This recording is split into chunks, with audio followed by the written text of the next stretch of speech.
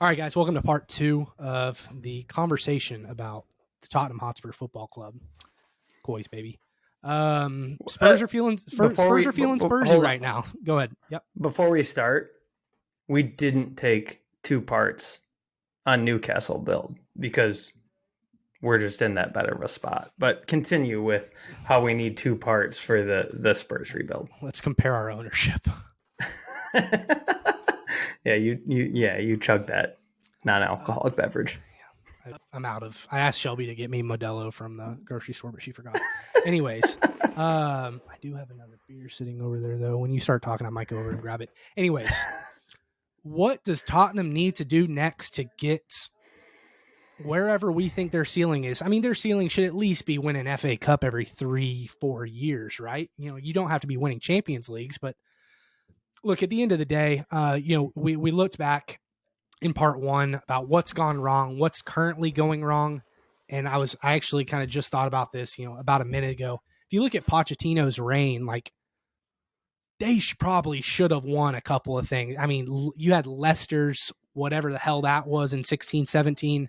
16-17, is that right? Confused my double year. 15-16. Well, 15, yeah, whatever year that was. You had Leicester's magical run. You lost in a Champions League final.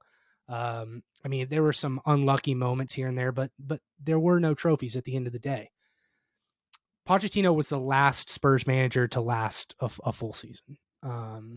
His last season, he didn't last a full season. So his second to last year was the last time the Spurs, Tottenham had a manager for the full season.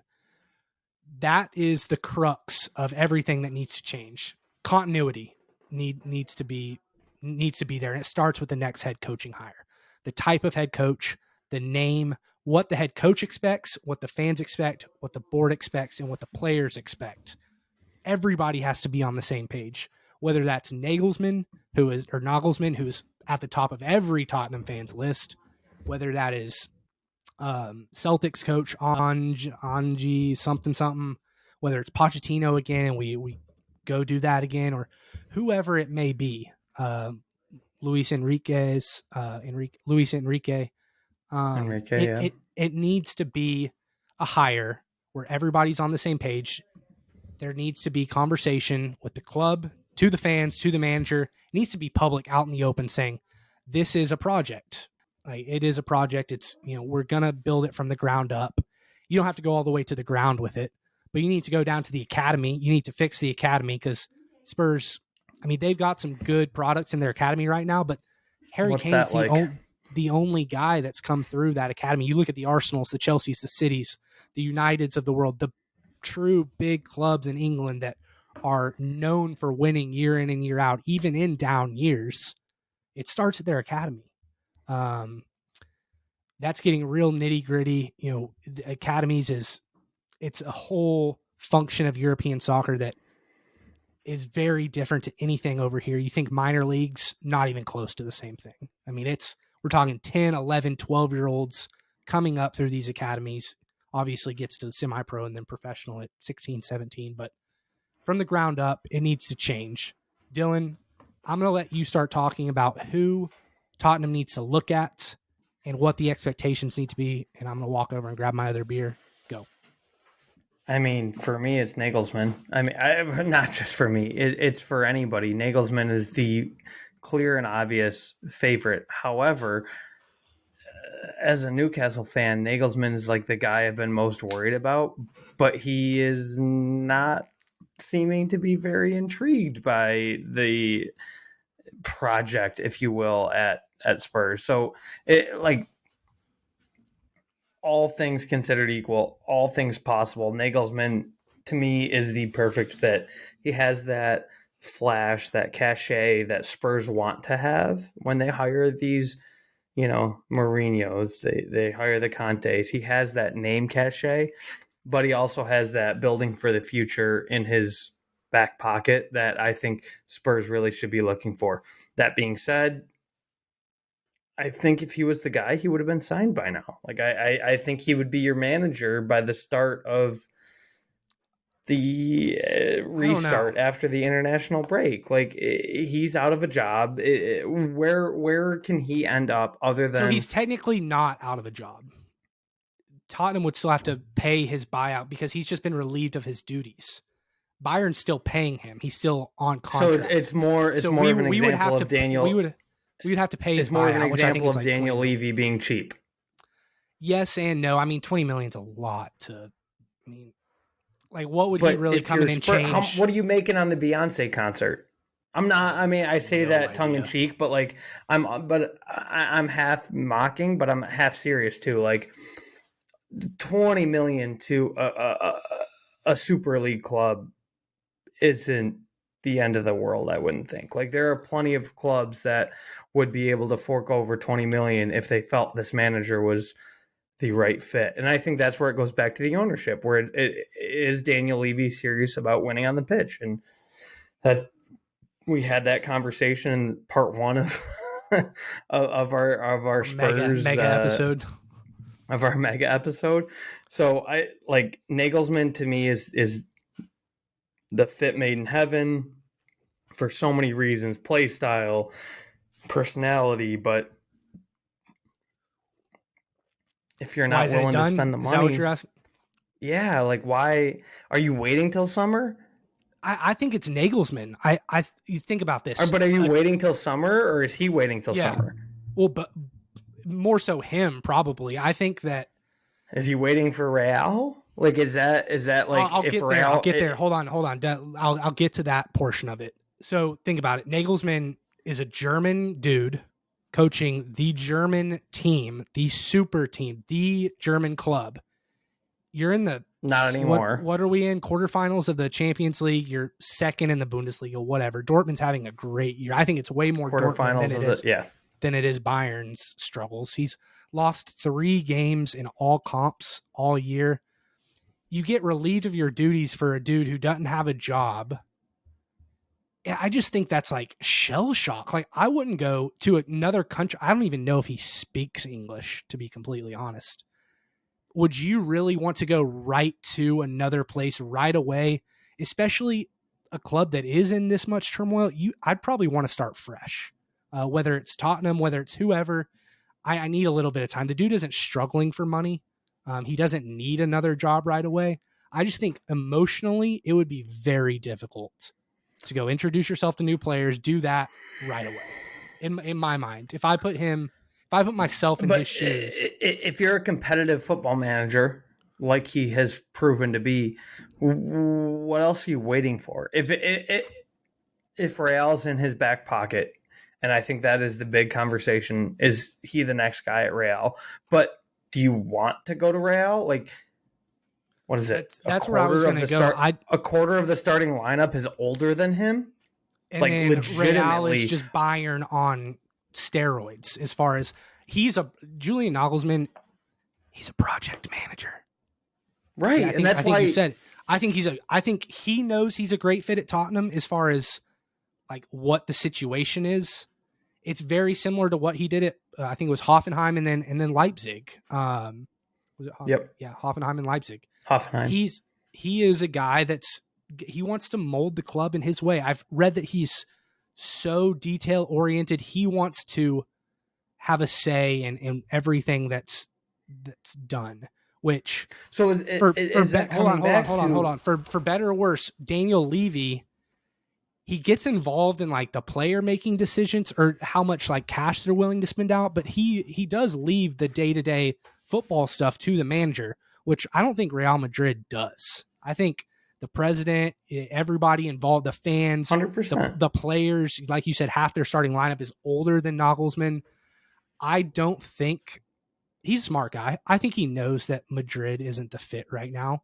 He should go to a team that like is Spurs. at its lowest point right now, but has a really high ceiling, and that's Tottenham. And I said this with Conte also. You know, I feel like there's a little bit of Conte was like, okay, if I come in here and win here, I'm the greatest. Like I've done it. Like I've conquered that mountain, and I think that's going to be in the back of every big coach's mind. A little bit of them is going to want to be the guy that does it at Tottenham. Whether they will be or not, I don't know. The guy that ends up winning at Tottenham might be coaching in the French first division. Yeah, where's Will? What's his name? Will Still? Is that his name? Yeah. No, but in reality, he might be coaching God knows where right now. It might not be a name that we're familiar with that ends up winning at Tottenham. But all these big guys in the back of their mind, they're going to want to be the guy that wins at Tottenham. And I think part of it. So that's where I come back to it. Who doesn't want it right now? Does Nagelsmann not want it, or does Levy not want Nagelsmann? Like, I think Nagelsmann doesn't want a job right now. I think he wants to start fresh. Which, but where? But like, does he want to start fresh at Hoffenheim again? Like, I don't know. That's where you just don't know what jobs are going to come open. You just don't know what's going to happen. And maybe that's where you wait till summer and it'll be a better fit in summer, and that's certainly a possibility. But if I'm Nagelsmann and Tottenham's calling, I'm not saying no. You know the money at your disposal, especially if/when Harry Kane gets sold, because at this point it seems like almost an inevitability that he's not like the long-term answer at Spurs. Like, that is a lot of play money, if you will, to start your rebuild. And if I'm Nagelsmann, I personally, I don't want Real. I don't want Real if I know I have the runway I should have at Spurs. But the question is Levy giving that runway? And that's where it comes back to Conte probably was right in everything he said. Oh, no, he wasn't probably right. He was right. Like, there's just this weird culture at Spurs where I have to win immediately, but I can't have the runway to win immediately. Like, I have to win immediately in this weird situation that Spurs puts forward, and you have to that's luck just not yourself something... into it. You have to luck yourself into a cup, because you're not going to be given the money to go build a team to win the Premier League. You have to not in today's soccer world. Like, you have to go out and... Where is Spurs not spending money, though? They're not spending money at, like, on like Chelsea's or Cities, or like you guys are and are going to. Tottenham's always like the 5th highest spender in the window. I mean, that's not going to win you leagues anymore. Will it not? Has it not done that for Arsenal? Unless you have... Has it not done it for Arsenal, though? Well, what I was going to say is, unless you have that academy, which is what I kind of said at the beginning, where you're bringing up those Bukayo Saka came through Arsenal. He's a $100 million player that was built in-house. Yeah. It was built in-house. Whether they keep him or not is going to... Yeah, Tottenham doesn't have that. I just really struggle to have a mindset that if I am the number one manager in the free agent market right now, I don't want to go to Spurs, because Spurs will spend top 10 money in all of Europe. And if I believe in myself, and Nagelsmann probably does believe in himself, like, why is he not taking that? And that's where, for me, it comes back to Spurs just isn't ready to really commit to a product on the field. And I firmly believe there have been conversations between Nagelsmann and Spurs at this point, and Nagelsmann doesn't believe in the Spurs project that Levy's putting forward. And that's where, just like what Conte said, it comes back to the culture, the willingness to properly spend money isn't there at Spurs. And that's where, if I were a Spurs fan, that's my number one concern. We just said they don't have a football or director of football. Well, technically they do, but they don't.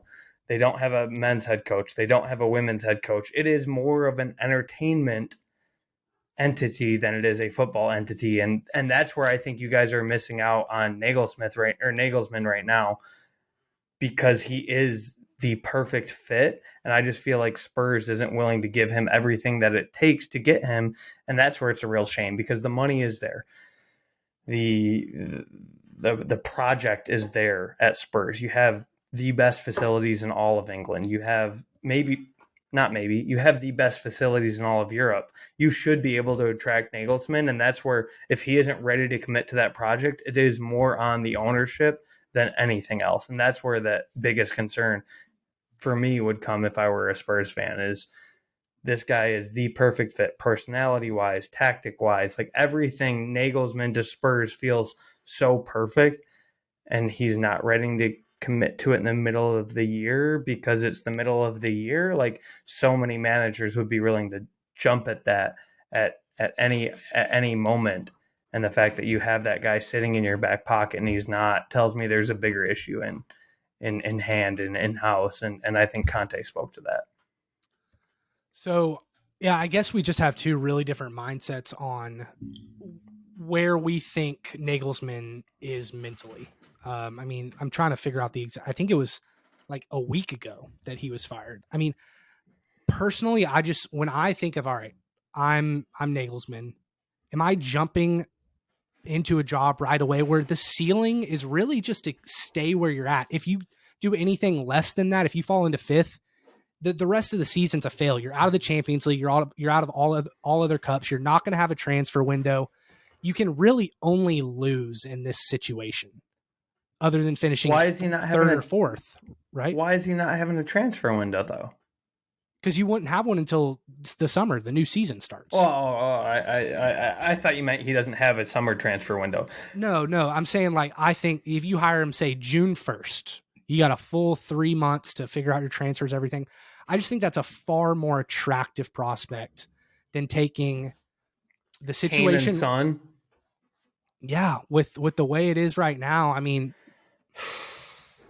I don't know if you're a more born and bred competitor than I am, but I just look at it like, I'm also speaking to this as a Newcastle guy who, when our ownership and management took over, it was ASM as our best player. Yeah. So like maybe my opinion is a result of my team, but like for me, if I were a like, lack of a better comparison, I'm firing up FIFA tonight and Spurs hits me up and is like, hey, come manage Kane and Son. Like, I'm not turning that down if I'm a 35-year-old top flight, top tier manager. Like, I'm just not turning that down. So, like, hey, if you guys go get him in June and you wait and you finish fifth and you're okay finishing fifth and you play in Europa next year because of the results this year and you have him and all is good, like, that's great. But I hesitate to think that he will be willing to take a non-Champions League team come June just because it gives him more control. I think, the risk of not securing him now is obviously you finish fifth or sixth and you don't have the Champions League to entice him. But from the rhetoric that I've heard coming, from Fabrizio, from Tottenham writers, there has been contact made, and there's been contact made previously. I mean, he was a finalist for the job previously. He's a fan of Tottenham, and he understands the project. The project's in a worse stage now than it was when they pitched it to him previously, but he understands Daniel Levy. He maybe not to the extent that you find out when you are the manager, but he's been to the facilities. He's gone through the interview process. He knows. From the rhetoric, I truly believe that he's just not ready to jump into something a week after he was fired. And personally, I would feel the same way, I think. Is part of that, though, because of where your director of football is? Like, is it part of a greater issue? Absolutely, potentially, who knows what your director of football can even do right now? Nobody knows what your director of football can do right now. And that's just a further statement on how far down, like, massive air quotes there, Spurs has fallen. Because if you had a director of football, would he be willing to make this decision? So is it more based on the past and Levy making a decision that has now bit him in the butt? They don't have a director of football. Is it too much on his shoulders? And like, that is more of the stance I think he would probably be coming from is, how much is on my shoulders? Do I have to manage a team and be the lead recruitment guy Well, I think a right lot of now. coaches like that. Like Pochettino does not like the director of football model. And if you play Football Manager, you kind of have to make that decision. Like, do you want a director of football, or do you want to be in charge of pinpointing your players and picking them? I think that Nagelsmann leans on the side of I don't want a director of football. I think I don't know that. Obviously, that's just me speculating. I think worst case scenario for the Nagelsmann Tottenham situation right now, I'm not saying no, but I want to see where you are in June. I think that's worst case scenario. I don't think he's told Yeah, that's Tottenham no, tough. but I also don't Well, know. I think Europa League. Maybe he would take Europa League. I don't know, but that's the thing. I I feel say it's tough, confident. but Go ahead. you guys have had some success outside of Conte. Like, like maybe he's seen that success outside of Conte, and he's like, hey, if they can do this on their own, and I can guarantee Champions League football next year, that's the situation I want. And if that's his mindset, like I respect that. Like, hey, prove to me that the core of players you have can get me to Champions League, and I can take you to the next level. Exactly. I But think if you're an elite manager, your mindset needs to be give me the chance. I need to have the chance to win at the highest level. You don't have to have won at the highest level previously. I think I'm good enough to take you to the highest level. And if your organization is good enough to allow me to participate and to get the most out of my players in that situation, then I can do it. But that goes back to the culture of Tottenham. And it just comes down to Julian Nagelsmann's mindset. Like, is he fortified enough mentally to say, all right, like, fuck it, essentially. I can do this, because that's what it's going to take eventually.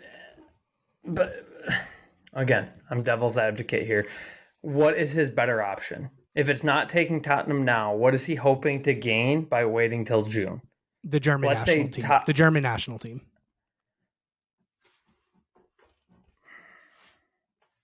It's the elephant. It's the elephant in the room. Is that where he's at in his managerial career, though? Because we've seen so many managers for so long. Like, national teams are like I don't want to say backward stepping stone, but it's like, hey, I've done everything I can, and now I'm going to go be the national coach. Yeah, no, you absolutely. know what I mean? Like, yeah. So that's where it's like, or it's like I need a break from, like Luis and Enrique. Right. He's like I needed a break situation. I'm glad you mentioned him. Yeah, tell me what y'all think about Nagelsmann. We're going around in circles. I do think the German national team could be the elephant in the room with him. The Luis Enrique fit feels nice. Like, it feels if awesome. You're not getting Nagelsmann, who would you rather, other than Luis Enrique? Like, that is, in my opinion, Pochettino, like, emotionally, but Enrique. I think Enrique would, if you want to start developing your youngsters, start developing your academy, that dude teaches kids how to play football. Like, he teaches you how to pass, how to have vision, how to have a high work rate, teamwork, all of that. Nagelsmann's the more tactician, like, presence, but Enrique, sometimes he gets a little too complicated, like we saw with Spain in the World Cup. My only thing with Enrique is he would take the most work to get the roster set for his style. Does that make sense? Did I say that correctly? Yeah, like, but I could almost argue that's where, like, all right, you have two. If you're Spurs, you have two mindsets. Either Nagelsmann is win next year, something, or can make a final of something, or you go Luis Enrique and you take 2 years of finishing 6th, 7th, playing in the Conference League and developing, and you're in that Luis Enrique, you're selling Kane, you're probably selling Sonny. Like, there's very two different mindsets, and that's where, again, if I were a Spurs fan, I would not feel super confident in whichever decision they make. Like, I just personally wouldn't trust Daniel Levy's decision making based on what we've seen him decide in the past 5 years. And that's where, as a Spurs fan, my biggest concern would be is if he decides to go that development route, is he going to go all in on that development route, or is he going to hire Enrique as like I'm trying to develop, but I'm not going to throw enough money at that academy. And that's where that kind of catch-22 is, like, we'll see if it works or not. But if I was a Spurs fan and he does go they do go the Enrique route, like I really need to see an emphasis on those young players. I need to see them signing those 19-year-olds that can't cut the lineup at The City good or thing can't about cut that the though is lineup. you don't have to throw a lot of money at those guys. You just have to focus. You have to put more focus on it. Most of your money spent on your academy isn't going to be on the players. It's going to be on the people that facilitate the academy, that look at the talent, that develop the talent.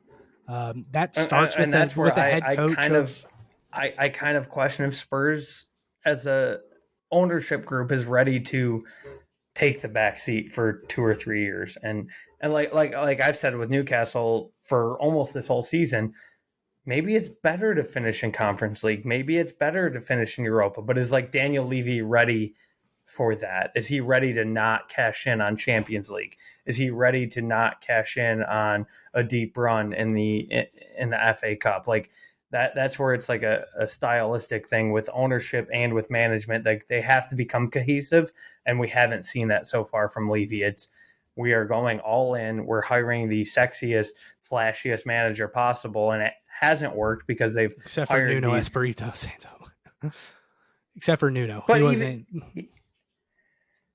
He was that was because Tottenham fell on their face with trying to get that was Conte. A bridge. He was a bridge. Yeah, he was always he was like the seventh choice.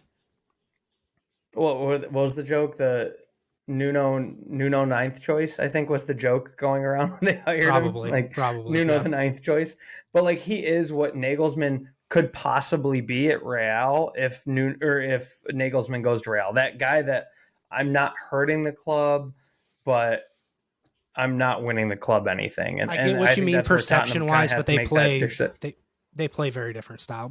I always go back to Nuno. He was just so boring in everything he did.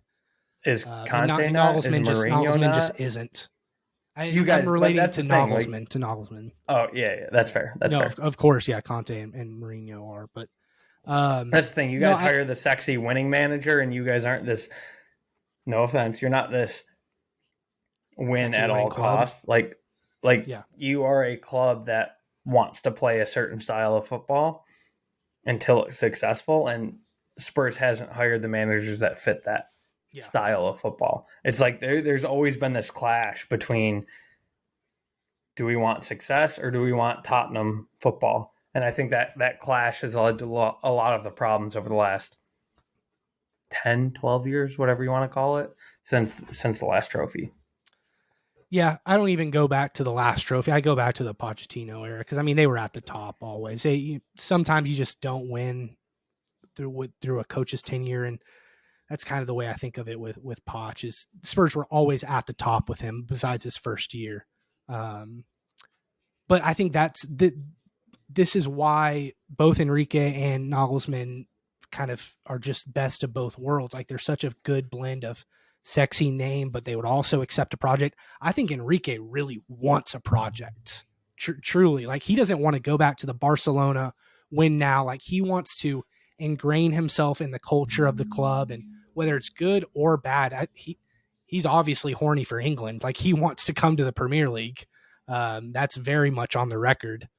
I think they're both just really good fits, but I think Nagelsmann will get more suitors, which makes it less likely that Tottenham will. As a slightly unbiased /table competitor, I'm more scared of Nagelsmann, but I think the better fit long term, like 3 to 5 year plan, is Enrique for Spurs.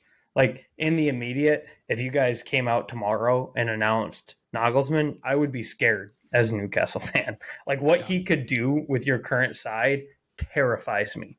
But what Enrique could do in a 3 to 5 year plan, selling Son, selling Kane, and finding that money and developing guys more long term, I think would be the better fit. I think that also has part of it to do with your argument about why don't you just go get Nagelsmann now? Like, what's the hiccup? I think you also have in the back of your mind that Nagelsmann would get Tottenham Champions League. Like he would probably keep y'all out. So you're like, why don't you?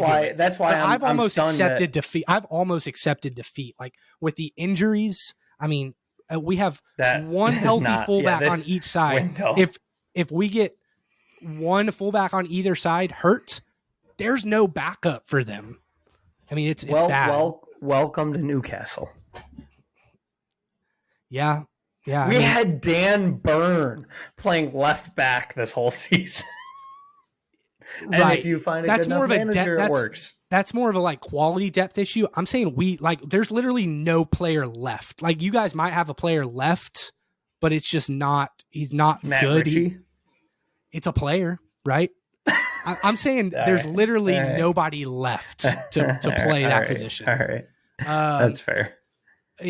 Running through just real quick some other candidates that I quite frankly really like. Obviously, Roberto De Zerbi. He's one of my favorite styles to watch. It's too early for him. I just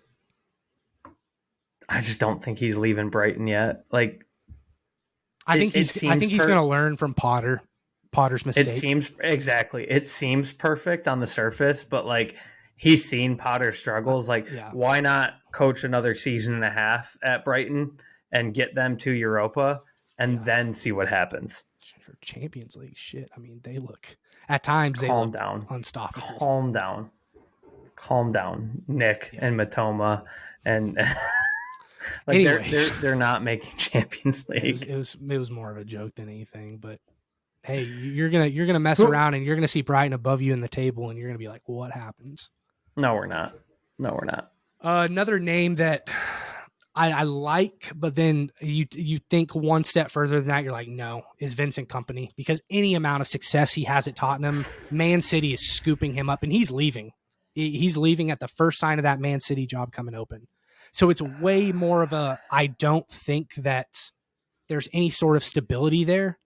But he's fantastic. Would you take a year of him though?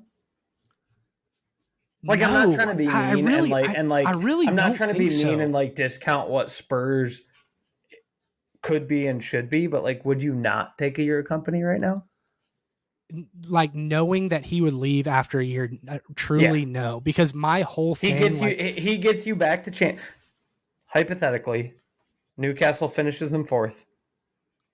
Spurs finishes in 5th. Would you not take Kompany for 1 year if he takes you back to Champions League?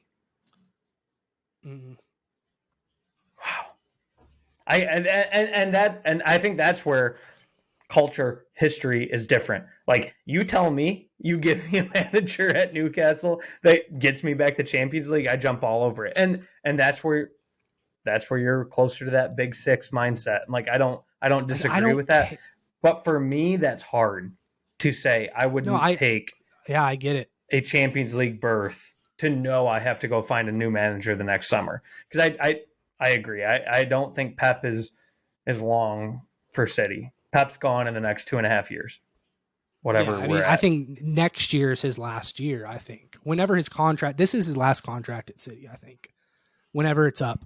But I mean, here I don't care about 1 year of Champions League anymore. And it's very much I'm taking my American background into this. I'm used to the rebuilds. Like, I'm a TCU fan. They haven't always been where they're at now. Like, I'm used to rebuilds. You went to Mizzou, for God's sake. Yeah, I'm used to this kind of stuff. And I'm willing to not take Champions League for 2-3 years. And I would catch a lot of heat with Tottenham fans in England on that. But I think from an American perspective, as a Spurs fan, like, you kind of have to understand it. Like, I don't want Kompany to come in for 1 year and get us Champions League. That's what Conte did.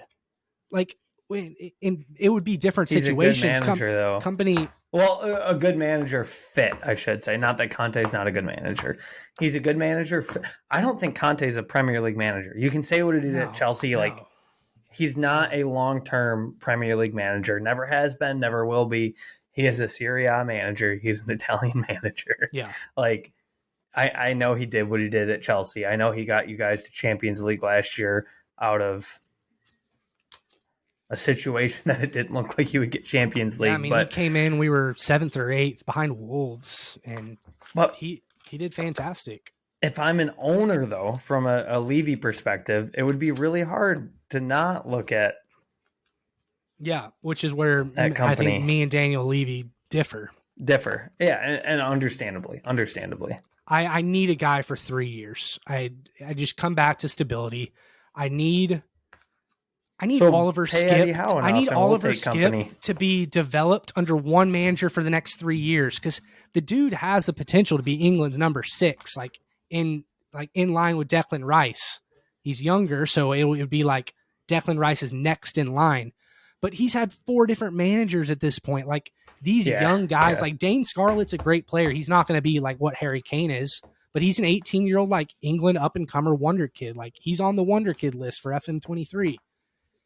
Guys like this, guys like that, excuse me, you need the continuity. I've crossed Kane and Son, those guys off my list. Like they're not part of the next project in my mind. And all this is from my perspective, what I would do.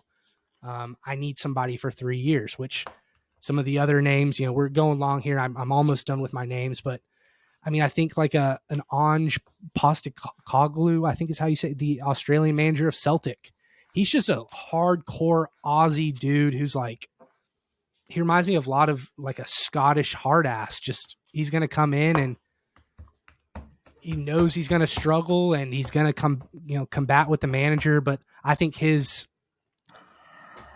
personality fits, but it's a huge risk because I was going to say, can I be nice 2 years here? at Celtic? Huh? Can I be nice here? Sure. Or not nice? You're a Big Six club. If that is on your list, that's a problem.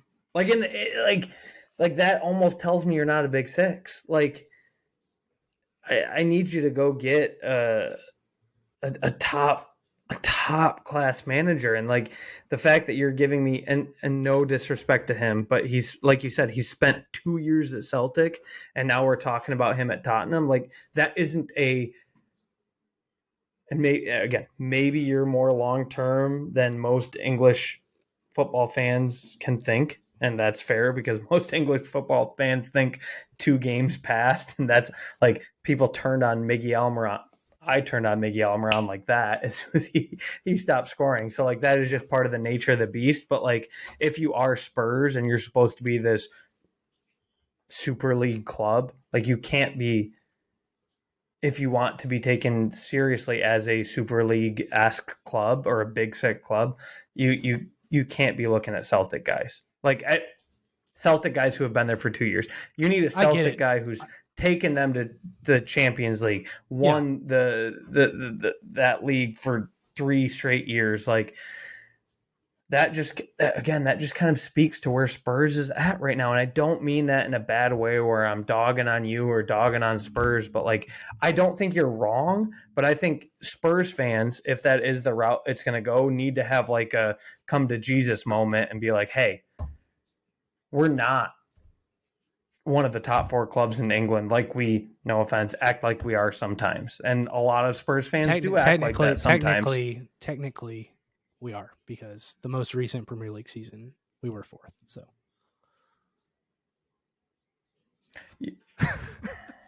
no, but there's you're not always going to.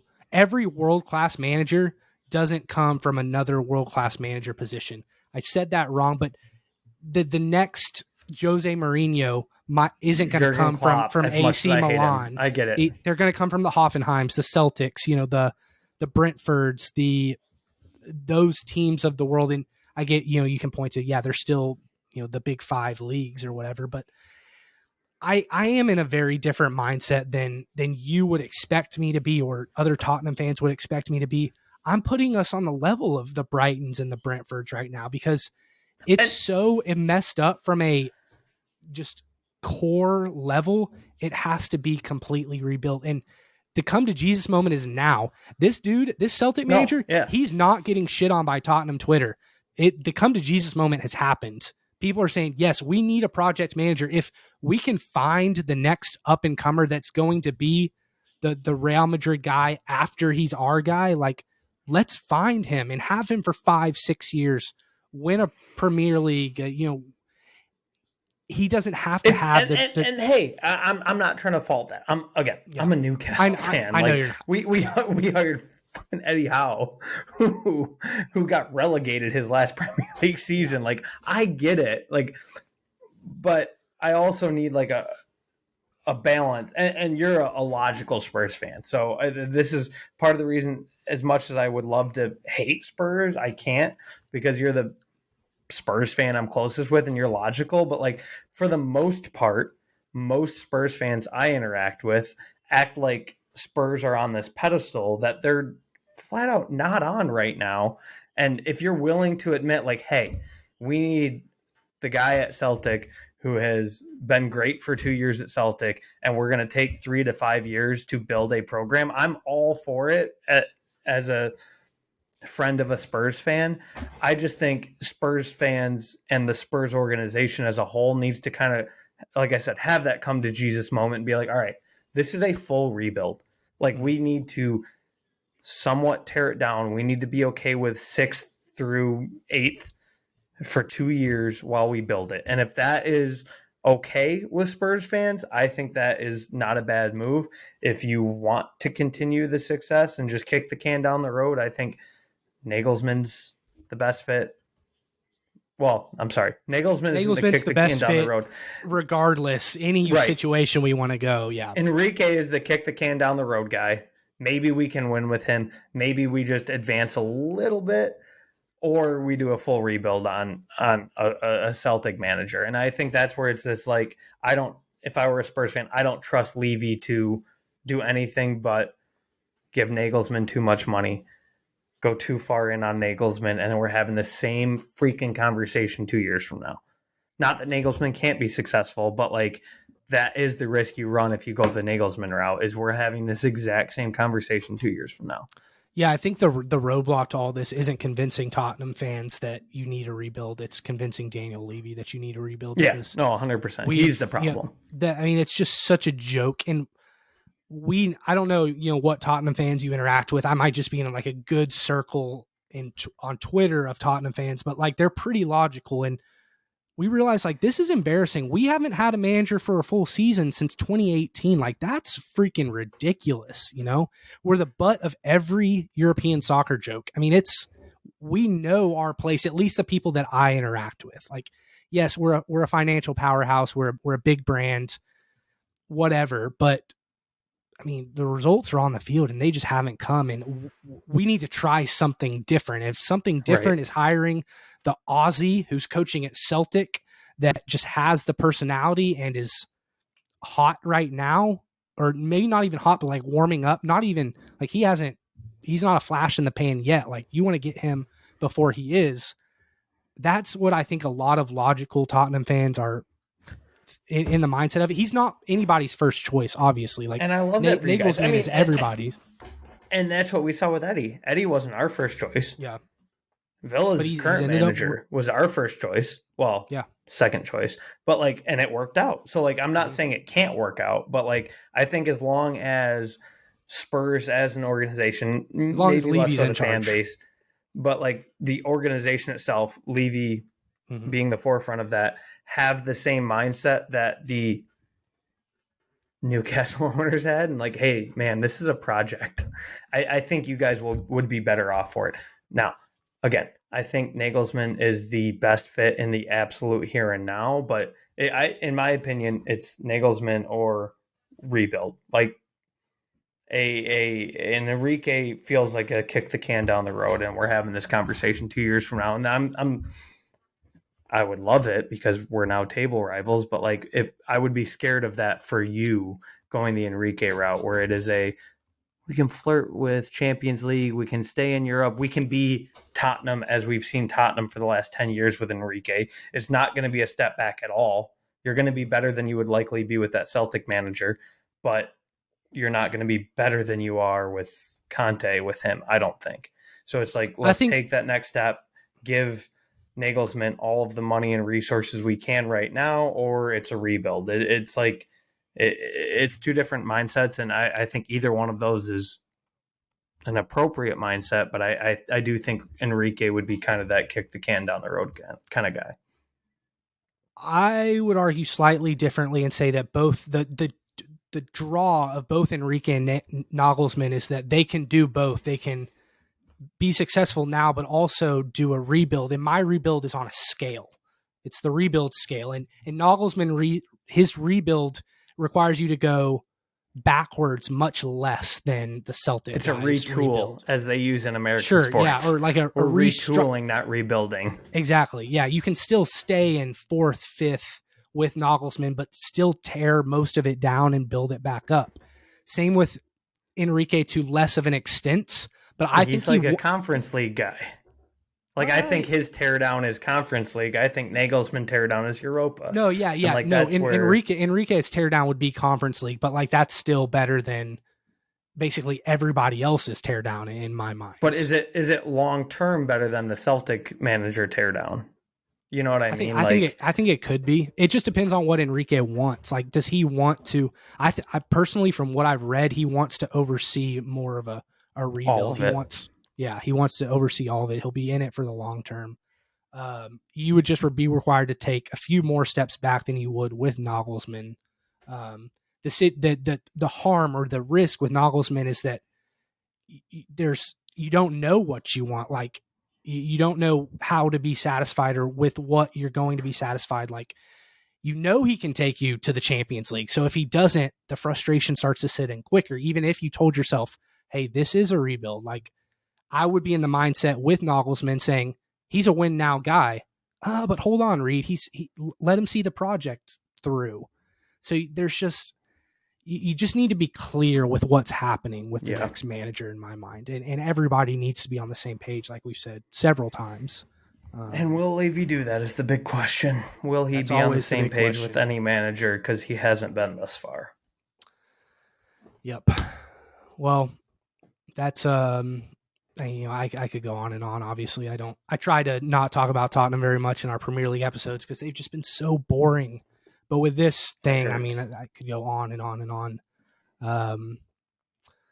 Dylan, I mean, maybe eventually we'll have to talk about, maybe not to this extent with Newcastle, but if y'all lose Eddie is the next Sir Alex, the next head coach of England. He is the next Alex Ferguson. Like, I'm so all in on Eddie.